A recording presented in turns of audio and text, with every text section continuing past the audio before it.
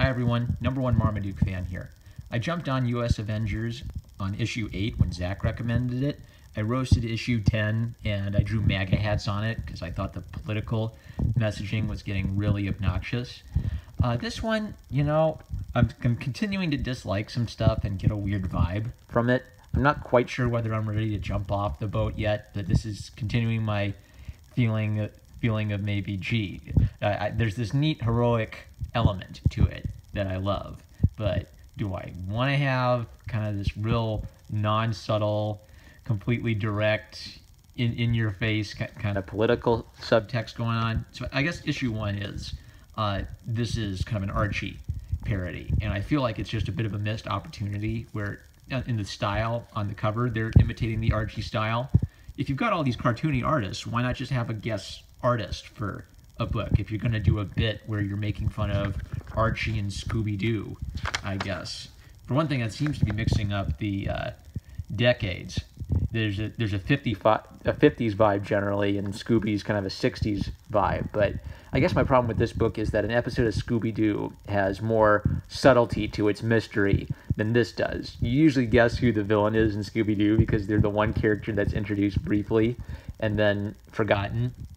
And this one is continuing the weird trend of politics creeping into the book, and just as a mystery, it's a really in-your-face kind of much subtle. So as subtle as a baseball bat to the teeth. So this character's some British dude who noticed Cannonball's American accent and brought him up here, and he makes the comment, as for Earth, well, I like Earth, obviously, but it's so unstable. All those different cultures, always changing and moving around. Give me a world that knows its mind, that's what I say. Still. And then he takes off his handcuffs. So, the second I saw this panel, I had a sense for what I was getting into. This is going to be kind of a, small town America, the suburbs and middle class white conservative values. They hate other people. They hate the other. They hate everything they don't understand, and their ignorance breeds fear.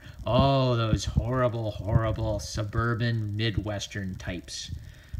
So this book didn't deliver on that too much. The vibe is still there, but I don't know. I just have a feeling when I go pick up the next issue, there's going to be more of this kind of on-the-nose, didn't the 1950s suck, kids? And I guess my thought on the 1950s is don't put the 1950s on like a giant golden pedestal, but don't also try to turn the 1950s into hell on earth either, because both positions are ignoring something really important. Like, I wouldn't want to live in a time where we didn't have the benefits of modern medicine and modern technology, but when people look back at the 1950s and look at it as a simpler time, look at it as a decent time, I think they're looking at things like, I don't know, maybe crime statistics, or they're looking back at a time where we didn't have Nazis and Antifa beating each other up in the streets. So just because they say, wouldn't it be nice if we had some of that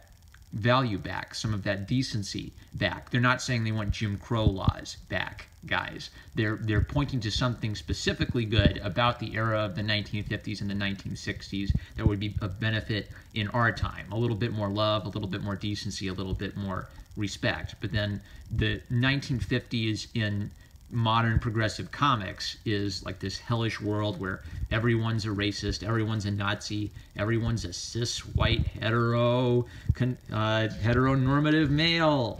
And, either way is creepy. It's creepy if you pretend that America was like always a magical country of perfection and God's kingdom come on earth, that no one's ever committed a sin in the history of America, because you're ignoring some really important stuff in our history.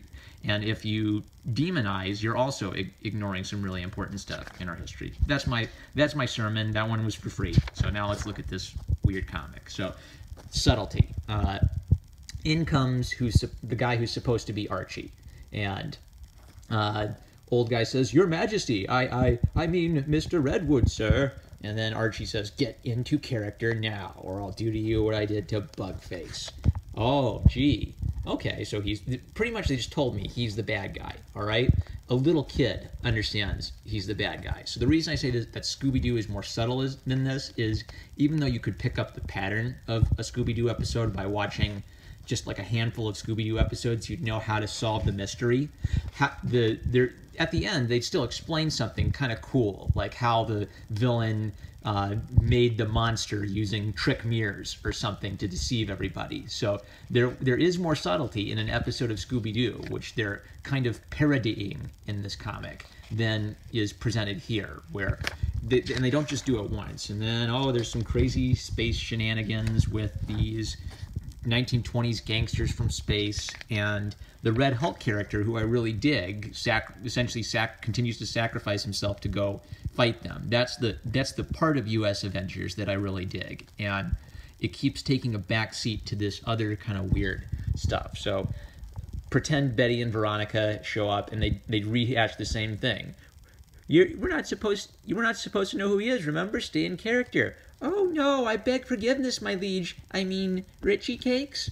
Oh gee, and then he's looking all dour and he's looking all shadowy. Gee, I wonder what his deal is. This is so on the nose.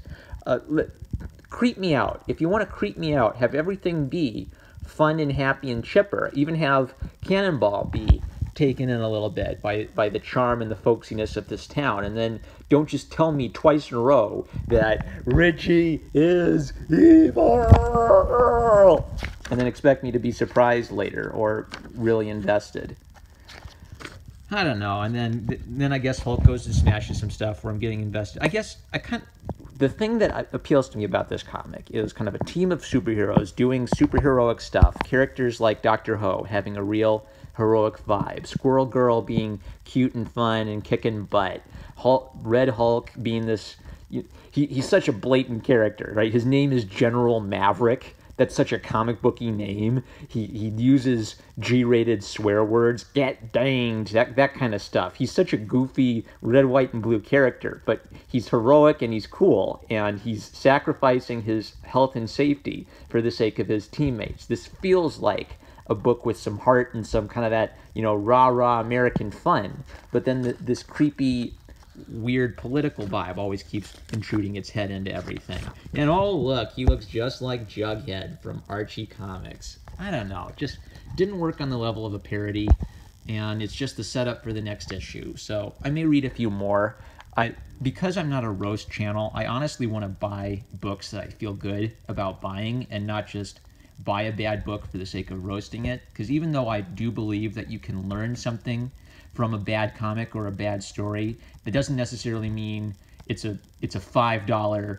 The value of that lesson may not necessarily be $5. So the value of this, I think, was don't announce to the audience twice that the bad guy is the bad guy, unless you're doing it as some kind of weird comedy or a parody of dumb 1950s sitcoms, maybe. I don't get it. But also, I wish they hadn't missed the opportunity of just straight up hiring some Archie Comics regulars to do this, even if it was kind of a weird contrast in styles from the rest of the book. It'd have been fun. So I'm #1 Marmaduke fan. Don't have much constructive to say about this other than, I don't know, watch more Scooby-Doo. Maybe that'll help you gain some subtlety in how to write a mystery. I love you guys. Catch you later.